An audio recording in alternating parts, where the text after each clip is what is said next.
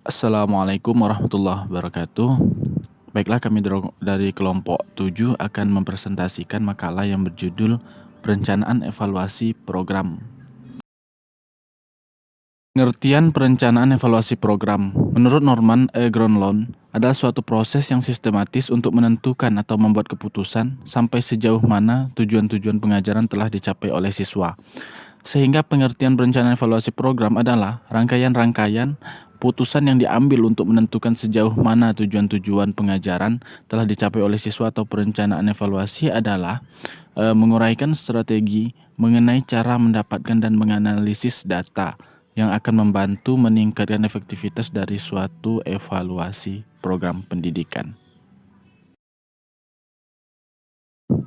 Perencanaan evaluasi yang termasuk ke dalam perencanaan evaluasi ini adalah yang pertama, penjelasan mengenai perlunya evaluasi dan tanggung jawab melakukan evaluasi. Kemudian penentuan batasan evaluasi dan analisis konteks evaluasi.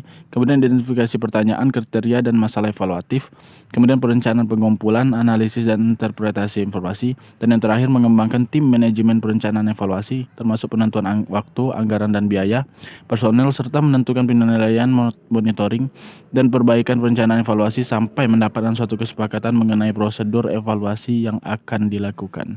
Hal-hal yang harus diperhatikan dalam perencanaan evaluasi program. Yang pertama, analisis kebutuhan, kemudian menyusun kisi-kisi, kemudian mengidentifikasi kompetensi dan hasil belajar, kemudian menentukan tujuan, kemudian mengembangkan draft instrumen, kemudian uji coba dan analisis soal, dan yang terakhir revisi dan merakit soal.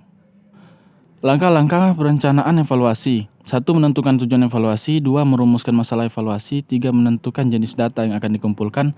4. Menentukan sampel sesuai dengan tujuan evaluasi. 5. Menentukan model evaluasi sesuai dengan tujuan evaluasi.